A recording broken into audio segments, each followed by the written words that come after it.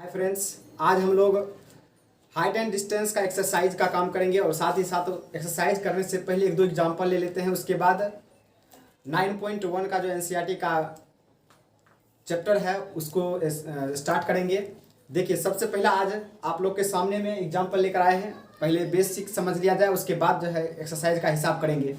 देखिए, पहला प्रश्न जो है, एक मीनार की जड़ से 20 मीटर की दूरी पर स्थित एक बिंदु से मीनार के शीर्ष का उन्नयन कोण 30 डिग्री है, मीनार की ऊंचाई ज्ञात करें। याद कीजिए, पिछले वीडियो में हमने बताया था कि मीनार का उन्नयन कोण हो या अवनमन कोण हो, वो स्थिति पर निर्भर करता है। उन्नयन कोण कब बनता है? जब हम लोग नीचे से किसी वस्तु को ऊपर की तरफ देखते हैं, अर्थात प्रेक्षक से अधिक ऊंचाई पर यदि कोई वस्तु हो तो समझिए उन्नयन कोण बनेगा। यदि प्रेक्षक से कम ऊंचाई का कोई वस्तु होगा तो उसे देखने के लिए अवनमन कोण का प्रयोग किया जाता है। यानी कि सिंपल भाषा आप कह सकते हैं, ऊपर की ओर यदि देखते हैं तो उन्नयन कोण बनता है। यदि हम लोग अपने सिर को नीचे की ओर झुका कर देखते हैं तो अवनमन कोण बनता है। सबसे पहले तो मेन चीज़ ये होता है हाइट एंड डिस्टेंस में कि आप उसका डायग्राम कैसे बनाते हैं, फिगर किस तरह का बन रहा है। फिगर बनने के बाद हाइट एंड डिस्टेंस में कोई जान नहीं रह जाता है, वो आसानी से बन जाता है। देखिए, इसका पहले डायग्राम बनाते हैं। सबसे पहले तो ध्यान रखिए, एक मीनार है, मीनार के जड़ से जो है 20 मीटर की दूरी पर। तो पहले देखिए कि मीनार ले लेते हैं। कोई भी वस्तु को खड़ा कीजिएगा तो 36 तले खींचना ही पड़ेगा, या जमीन पर मीनार तो मान लीजिए हवा में नहीं रहेगा, उसके लिए तो कोई तल चाहिए। ये मीनार लिए हैं और ये ले लिए हैं उसका तल, यानी जमीन जिस पर वो खड़ा है। तो कोई भी चीज़ अगर लंबवत खड़ा हो तो समझिए वहाँ 90 डिग्री का कोण बनता है, सीधा खड़ा हो तो 90 डिग्री का कोण बनता है। अब देखिए, ये मीनार हो गया, मीनार ए बी नाम रख लेते हैं और यहाँ सी। यहाँ बोला था कि 20 मीटर की दूरी पर जड़ से, तो जड़ यहाँ मीनार का देखिए शीर्ष ये हुआ, और जड़ टॉप वाले भाग को कहते हैं शीर्ष, और उसका सबसे जो लोअर पॉइंट होता है, सबसे यहाँ जो है नीचे वाला जो पॉइंट होता है उसको कहेंगे पाद बिंदु, या उसी को जड़ बोलते हैं। अब देखिए, जड़ से बोला है 20 मीटर, 20 मीटर की दूरी पर, तो 20 मीटर की दूरी पर स्थित एक बिंदु से मीनार के शीर्ष का उन्नयन कोण। अब शीर्ष का उन्नयन कोण का मतलब हुआ कि हम लोग पृथ्वी के किसी बिंदु से क्या कर रहे हैं, मीनार के शीर्ष को देख रहे थे। मीनार का शीर्ष ये हुआ, तो यहाँ से अगर देखेंगे तो समझिए, बता रखे हैं बेसिक में कि अगर हम लोग किसी भी वस्तु को अपने से अधिक ऊंचाई की वस्तु को देखते हैं तो उन्नयन कोण बनता है। इसका मतलब है कि यहाँ से हम इधर देखेंगे, यानी कि आप देखिएगा यहाँ से इधर, तो ऐसे बनेगा कोण। अब देखिए, ये हो गया दृष्टि रेखा और ये हो गया आपको क्षैतिज तल। तो दोनों के बीच बनने वाले कोण जो होते हैं वही उन्नयन कोण होता है। अब देखिए, अब डायग्राम बन के तैयार है। देखिए, ये भी मीनार था, मीनार के जड़ से 20 मीटर की दूरी स्थित किसी भी एक बिंदु को स्थित करके वहां से देखना था मीनार के शीर्ष को, और देखने के बाद उन्नयन कोण कितना डिग्री बन रहा था, तो 30 डिग्री बना था। अब कह रहा है कि बताइए इस मीनार का हाइट क्या है, ऊंचाई क्या है। तो मीनार की देखिए ऊंचाई निकालना है। मीनार की ऊंचाई ज्ञात करने के लिए सबसे पहले आप इस डायग्राम में देखेंगे, और डायग्राम देखने के बाद पता चलता है कि किस तरह से निकलेगा। अब डायग्राम तो देखेंगे, लेकिन उससे ये प्रतीत नहीं होता है कि हम एकाएक या जल्दी में निकाल लेंगे, लेकिन उसके लिए आपको पीछे बैक में चलना पड़ेगा। सबसे पहले तो मान सारणी याद रहना चाहिए, त्रिकोणमितीय मान सारणी जो पीछे बताए थे, वीडियो में बताए भी थे। आप पिछले वीडियो को देखकर पता कर सकते हैं किस तरह से हम मान सारणी ज्ञात करते हैं, याद करने का तरीका भी बताए हैं। और साथ ही शुरुआत का जो त्रिकोणमितीय अनुपात का जो सूत्र बताए थे, साइन थीटा बराबर लंब बटे कर्ण, कॉस थीटा बराबर आधार बटे कर्ण, टेन थीटा बराबर लंब बटे आधार, तो आसानी से अगर इसको याद रखते हैं तो ये आसानी से बन जाएगा। कोई भी हाइट एंड डिस्टेंस का हिसाब हो, कितना भी भारी हो, तो अगर आपका डायग्राम बन गया और साथ ही मान सारणी और प्लस आपका जो त्रिकोणमितीय अनुपात का जो 6 सूत्र बताए थे, sine cos tan cot sec cosec, वो सब जो है याद रहा तो आराम से बन जाएगा। अब देखिए, इसमें पता करेंगे थीटा से मेन चीज़ है, इसमें थीटा को ध्यान में रखिए। थीटा देखिए यहाँ 30 डिग्री है, यानी कि एंगल ध्यान रखेंगे कितना कोण बन रहा है, उन्नयन कोण। उन्नयन या अवनमन कोण पर ध्यान रहेगा तो आसानी से आप बना सकते हैं। तो उन्नयन कोण 30 डिग्री। अब 30 डिग्री से ये पता करेंगे कौन सा लंब है, कौन कर्ण है और कौन आधार है। ये बेसिक आप पहले ही चैप्टर में पढ़े होइएगा, त्रिकोणमितीय अनुपात जो पढ़ाया गया था। देखिए, 30 डिग्री के सामने वाला ये हो जाएगा लंब।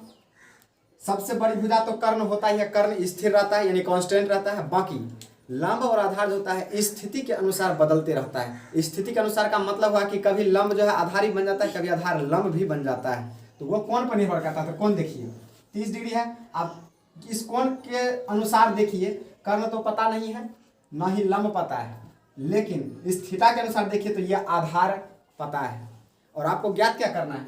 थीटा के सामने वाला यानी कि मीनार की ऊंचाई निकालना है। मीनार की ऊंचाई निकालेंगे तो मीनार की ऊंचाई निकालने के लिए देख लीजिए थीटा से पता कीजिए, इसके सामने वाला लंब हो गया और यह आधार दिया है। अब दिमाग लगाएंगे लंब और आधार कौन सा फॉर्मूला में आता है, तो याद कीजिए या तो टेन में आएगा या फिर कोट में आएगा, यानी कि टेन थीटा बराबर लंब बटे आधार होता है और कॉट थीटा बराबर आधार बटे लंब होता है। तो दोनों में से अगर कोई भी फॉर्मूला लगाएंगे तो आसानी से आ सकता है। तो अगर हम देखते हैं, पहले चाहिएगा तो भाषा एक दो लाइन लिख सकते हैं अपने भाषा में, हालांकि भाषा का इतना इंपॉर्टेंस इसमें नहीं है।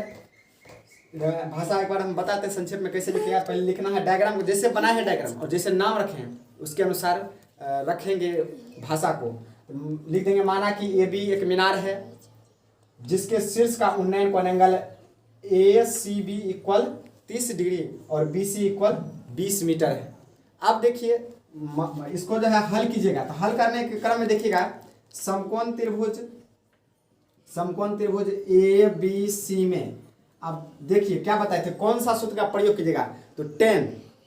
क्यों? देखिए थीटा के अकॉर्डिंग देखते हैं, तो थीटा के अकॉर्डिंग देखिए ये लंब है और ये आधार है, ये कर्ण है। तो कर्ण पता रहता तो समझिए लंब और कर्ण किस मात्रा साइन का यूज करते। अगर मान लीजिए यहाँ से कर्ण निकालना था तो बेस के अनुसार चलते, तो समझिए कि कॉस थीटा बराबर फॉर्मूला यूज करते। लेकिन यहाँ टेन का प्रयोग करेंगे, टेन 30 डिग्री इक्वल लिख देंगे। देखिए AB बाय BC। अब देखिए टेन 30 का मान 1/√3 होता है। AB का मान निकालना है आपको, AB का मान निकालना है और BC का मान 20 है।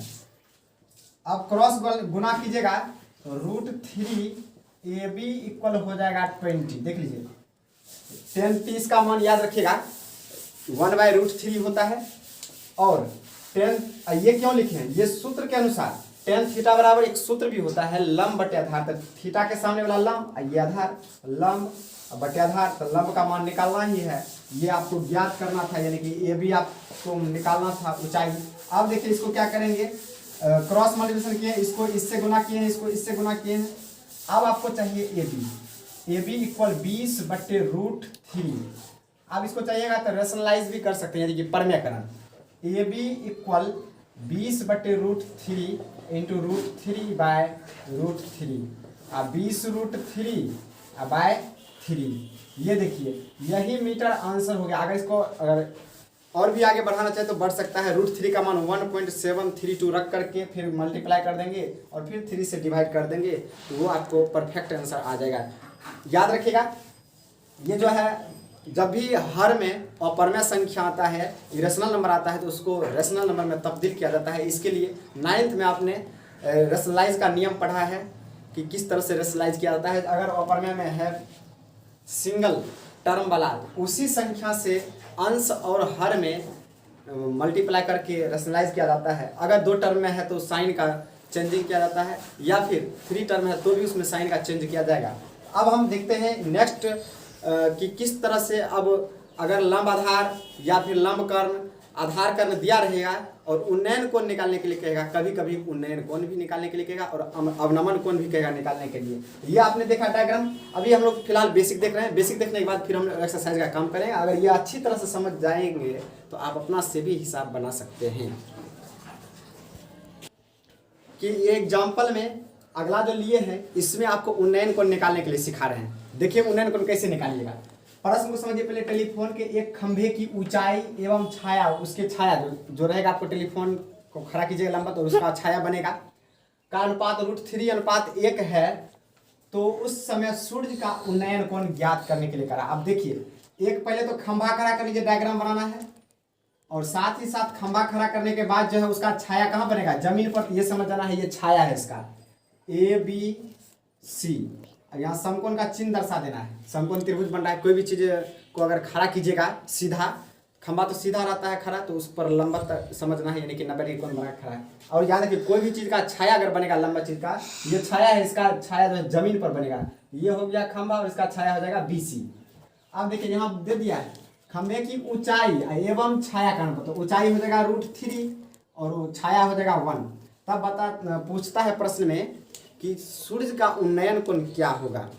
अब देखिए सूर्य का उन्नयन कोण का मतलब कि यहाँ से सूर्य अगर या इधर से सूर्य इधर है तब तो इस बिंदु से देखने पर उन्नयन कोण बताए थे, नीचे से ऊपर की ओर देखने पर क्या होता है उन्नयन कोण, इसका मतलब यहाँ से उधर देखेंगे। अब देखिए यानी कि यहाँ पर मान लीजिए सूर्य है, सूर्य ऐसे है तो यहाँ से देखने पर सूर्य का उन्नयन कोण इसका प्रकाश से पड़ रहा है तो यहाँ से मान लीजिए कितना डिग्री का कोण बना है, यही सी का मान निकालना है। ध्यान दीजिएगा, अब डाटा पर ध्यान दीजिए क्या दिया हुआ है थीटा के अनुसार यानी कि एंगल के अनुसार। सी के अनुसार देखिए लंब और आधार पता है, कर्ण पता नहीं है तो आसानी से हम लोग tan c बराबर निकाल देंगे। tan c बराबर हो जाएगा AB बट्टे में BC। अब tan c का मान देख लीजिए, आपको निकालना है tan c को tan c ही रखना है, AB का मान √3 और बट्टे में 1। याद कीजिए नीचे में एक लिखिए या नहीं लिखिए। अब ये ध्यान देना है कि tan कितना डिग्री का मान जो होता है √3, तो tan 60 का मान होता है √3, tan 60 डिग्री इक्वल होता है √3। अब देखिए दोनों त्रिकोणमितीय अनुपात बराबर है इसलिए c बराबर कितना हो गया, c 60 डिग्री हो गया यानी कि उन्नयन कोण 60 डिग्री का बन रहा है। तो मेरे ख्याल से आप धीरे धीरे समझते होइएगा, जैसे जैसे आप एक्सरसाइज देखते जाइए, जैसे जैसे हिसाब देखते जाइएगा आसानी से डायग्राम बनाना भी सीख जाइएगा। जिस तरह से प्रश्न बोले उसी तरह से आप उसको हल कर दिए। पहले फिगर बना लीजिए, फिगर बनाने के बाद आप ये ध्यान दीजिए कि कोण के अनुसार मेन चीज है इसमें कोण देखिए कि उन्नयन कोण बन रहा है, लेकिन उन्नयन कोण के अनुसार कोण लंब और कोण आधार कोण कर्ण है या कोण निकालना है तो कोण के अनुसार कोण डाटा दिया हुआ है, लंब दिया है कि आधार दिया है कि कर्ण दिया है, उसके अनुसार आप कोण भी निकाल सकते हैं। ये आपको हालांकि ऑब्जेक्टिव में पूछेगा और जो रहता है लॉन्ग टाइप वो तो 5 मार्क्स का रहता ही है। अब देखते हैं अगला, हम लोग अब एनसीईआरटी के एक्सरसाइज का काम करते हैं। अब देखिए एनसीईआरटी का एक्सरसाइज करने जा रहे हैं। पहला प्रश्न को ध्यान से सुनिएगा, प्रश्न हालांकि हम नहीं लिखे हैं लेकिन बोल देते हैं।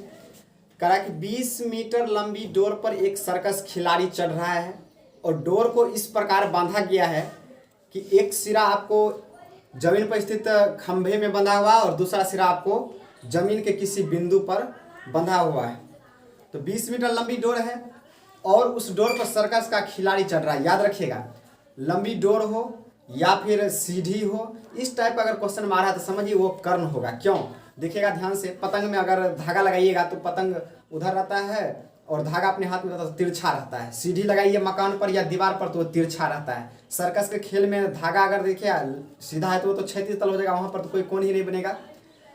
अब उसके बाद यदि तिरछा चढ़ रहा है तो उसमें उन्नयन कोण बनेगा। तो उन्नयन कोण बनने की चांस रहता है जब आप कोई कोण पर झुका करके धागा को रखे यानी कि डोर को रखे। तो अब सर्कस के खेल में क्या कर रहा है सर्कस खिलाड़ी, कोई सर्कस खिलाड़ी जो है 20 मीटर लंबी डोर पर चढ़ रहा है और वह डोर, उस डोर को खंभे के शीर्ष से बांध दिया गया है। यानी कि सबसे पहले तो याद रखिए एक खंभा खड़ा कीजिएगा और साथ ही साथ खंभा को कहाँ पर रखते हैं तो जमीन पर या क्षैतिज तल पर रखिएगा। ये खंभा हो गया, AB हो गया खंभा। अब देखिए सर्कस का खेल है, उसमें 20 मीटर लंबी डोर है। 20 मीटर लंबी डोर को भूमि के एक तल के साथ इस प्रकार से बांध दिया गया है कि वो जमीन के साथ 30 डिग्री का कोण बना रहा है। अब देखिए डोर इसमें हो गया, ये 20 मीटर लंबी डोर हो गया। अब देखिए डाटा सब आ गया।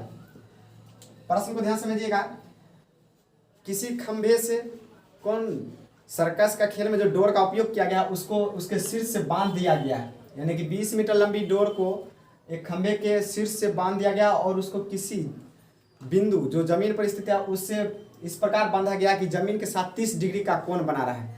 अब देखिए बताए थे जमीन के साथ नीचे कोण बनेगा तो उन्नयन कोण, यहाँ पे कौन सा कोण बन रहा है उन्नयन कोण। अब भाषा अगर लिखना हो तो अपना से भी लिख सकते हैं कि माना कि AB जो है एक खंभा है और AC बराबर 20 मीटर लंबी डोर है जो भूमि के साथ कितना डिग्री कोण बना रहा है 30 डिग्री। तो अपने लोग को ज्ञात क्या करना है, खंभे की ऊंचाई ज्ञात करना है। तो खंभे की ऊंचाई यानी कि AB आपको निकालना है, AB इक्वल वाट। आप देखिए क्या कीजिएगा, अभी तुरंत बताए थे आप लोग को एग्जाम्पल में कि सबसे पहले एंगल पर ध्यान देना है और एंगल के अनुसार ये देखेंगे कौन सा डाटा दिया हुआ है। देखिए 30 डिग्री का बना था, 30 के सामने वाला लंब निकालना है आपको, ऊंचाई है, साथ ही 30 के अनुसार ये कर्ण, ये तो आधार हो जाएगा, कर्ण तो कांस्टेंट रहता है, तो ध्यान दीजिए इसमें नहीं भी बेसी देखिएगा तो कर्ण तो है ही, कर्ण और लंब निकालना, तो लंब और कर्ण किस में आता है, तो साइन में आता है या तो कोस में आता है, सॉरी साइन या तो कोसेक, रेसिप्रोकल जो होता है।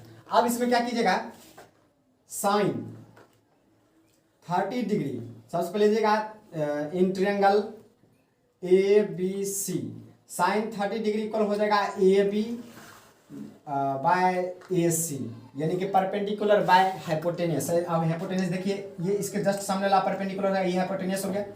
अब देखिए 30 का मान जो होता है 1/2 होता है, ए बी का वैल्यू निकालना है आपको, और यहाँ ए सी है 20, क्रॉस मल्टीप्लिकेशन कर सकते हैं, 2 ए बी इक्वल हो जाएगा 20, या यहाँ से भी काट सकते हैं, और ए बी इक्वल हो जाएगा 20 या बाय 2, यहाँ 10 हो गया, इसीलिए ए बी इक्वल 10 मीटर। इसका मतलब है कि आपको खंभे की ऊंचाई अंतिम में लिख सकते हैं भाषा में, अतः खंभे की ऊंचाई ए बी इक्वल 10 मीटर।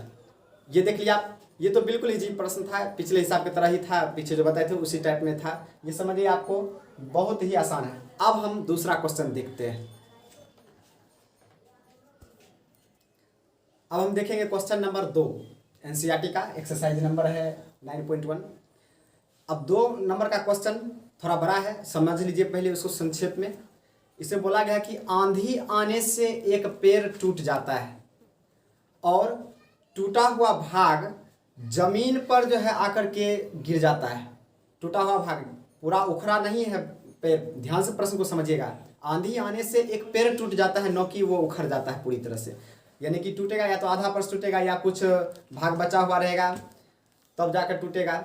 तो आंधी आने से एक पेड़ टूट जाता है और टूटा हुआ भाग का ऊपरी सिरा जमीन को इस प्रकार छूती है कि उसके पाद बिंदु से 8 मीटर की दूरी पर उसका सिरा जमीन के साथ 30 डिग्री का कोण बनाने लगता है।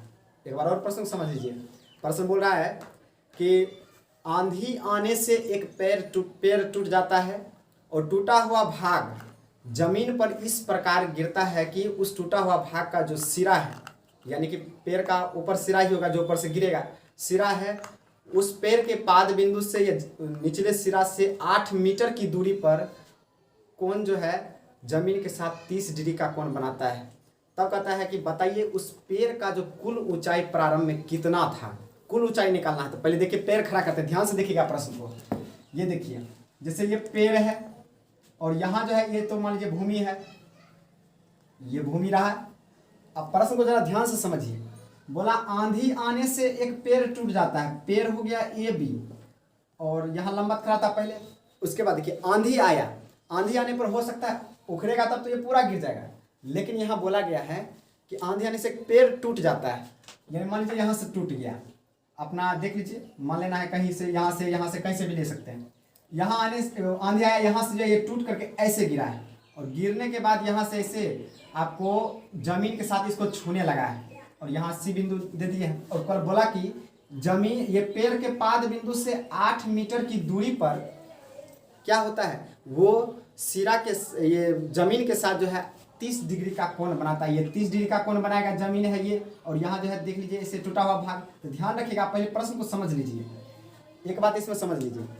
आप प्रश्न को ध्यान से देखिए, टूटा हुआ भाग इसका मतलब पहले पेड़ इतना बड़ा था लेकिन आंधी आया तो ये टूटा हुआ भाग जो है आकर जमीन पर गिर गया। इसका मतलब है ये वाला भाग जो है इसी के बराबर हो जाएगा।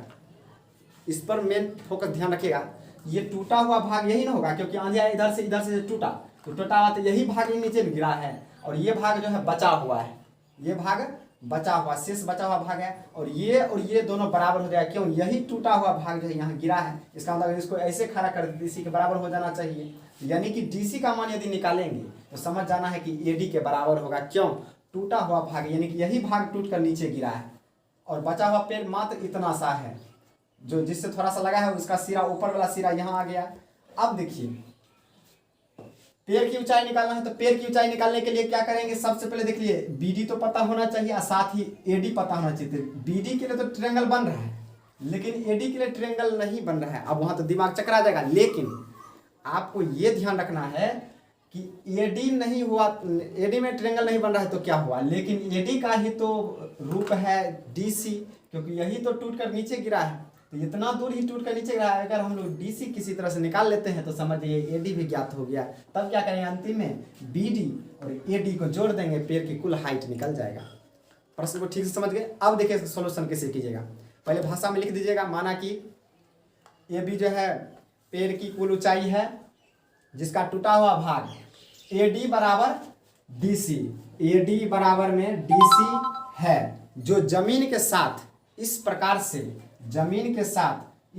से कोण बनाता है ऊपरी सिरा उसके पाद बिंदु से 8 मीटर की दूरी पर एंगल कितना DCB बराबर हो गया, एंगल DCB बराबर 30 डिग्री। आप तो पता ही होगा, नीचे एंगल बन रहा है तो समझ जाइए कि उन्नयन कोण बन रहा है, यानी कि यहाँ से।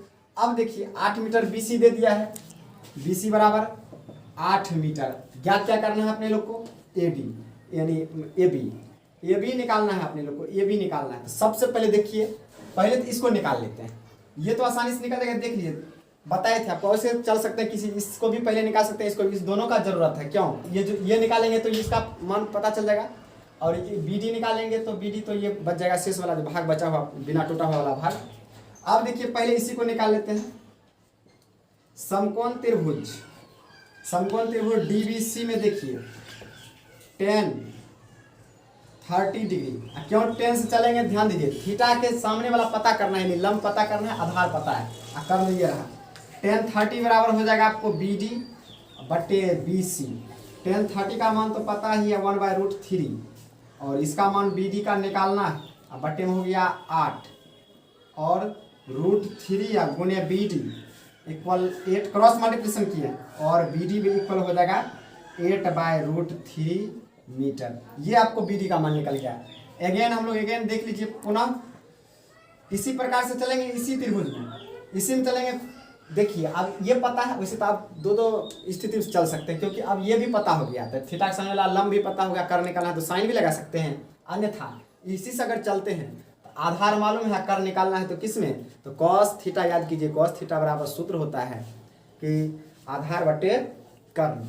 अब अगेन ट्रायंगल DBC में कॉस से लगा दीजिए, कॉस 30 डिग्री इक्वल हो जाएगा आपको BC बटे DC। देख लीजिए कॉस 30 का मान होता है, याद कीजिए, कॉस 30 का मान जो साइन 60 में होता है वही कॉस 30 का होता है, यानी कि √3/2। BC का मान 8 और इसका DC निकालना है, क्रॉस मल्टीप्लिकेशन कर लीजिएगा, फिर हो जाएगा आपको √3 गुने DC इक्वल 16 और DC इक्वल हो जाएगा 16/√3 मीटर। अब देखिए दोनों मान निकल गया है, पहले तो BD निकल गया, अब DC निकला, लेकिन ये पीछे बता रखे हैं DC किसके बराबर है, तो AD के बराबर, जितना DC उतना ही AD। अब अपने लोग को पेड़ की कुल ऊंचाई निकालिएगा, पेड़ की कुल ऊंचाई इक्वल हो जाएगा, देखिए ये BD प्लस में AD, मान रखिए BD का मान निकाले हुए हैं 8/√3 प्लस AD का मान है, AD का मान हो गया यही, DC और AD बराबर है तो 16/√3। अब इसको अगर ऐड करते हैं तो 24/√3। अब अभी तुरंत बताए थे, यदि पिछले साल बताए थे, यदि आपको हर में इरेशनल नंबर आ जाता है, यानी अपरमेय संख्या, तो उसको परमेय बनाकर लिख दिया जाता है। तो परमेय बनाइए इसको, 24/√3 इंटू √3/√3, तो 24√3 या बाय 3, 3 8 जा 24, तो 8√3 मीटर इसका आंसर आ गया, कुल ऊंचाई। इसको एक तरह का और लिख सकते हैं, जैसे इसको 24 को लिख देंगे 3 गुने 8, 3 को लिख सकते हैं √3 गुने √3, एक √3 कट जाएगा, फिर भी 8√3 बचेगा ही। अब ये समझ लीजिए, मेन चीज जो था निकालना अपने लोग को, ये और ये दोनों निकाल कर दोनों जोड़ते हैं, क्यों, ये निकलेगा तो इसका मान हो जाएगा, और यहाँ तो निकाल लीजिए। ये हो गया आपको पूरा डिटेल की किस तरह से आप निकालिएगा। इस फिगर में मेन चीज होता है, देखिए हाइट एंड डिस्टेंस में सबसे मेन चीज होता है आपको फिगर अगर बन गया तो आसानी से बना सकते हैं। तो देख लिए, टूटा हुआ भाग जमीन के साथ जुड़ा हुआ था, 30 डिग्री कोण बना रहा था, तो यहाँ 2 डाटा ज्ञात करना था, दोनों निकाल करके अब पेड़ की कुल ऊंचाई हम लोग जो, यानी टूटा हुआ भाग प्लस जो शेष है, तब ना कुल ऊंचाई होगा। टूट कर जो जमीन पर गिरा था उसका लंबाई आप प्लस में जो शेष बचा हो उसका लंबाई अगर जोड़ देते हैं तो कुल ऊंचाई निकल जाता है। आज हम लोगों ने दो प्रश्नों को देखा। अब नेक्स्ट वीडियो में हम लोग आगे एनसीईआरटी के क्वेश्चन को देखेंगे और जब तक आगे वाला क्वेश्चन देखेंगे आप लोग से यह उम्मीद करूंगा कि आप लोग ये इसको जो है रिवीजन कर लेंगे ताकि ठोस हो जाए। बोर्ड में आपको निश्चित है कि हाइट एंड डिस्टेंस से एक 5 मार्क्स का क्वेश्चन पूछता है। आज के वीडियो में बस इतना ही।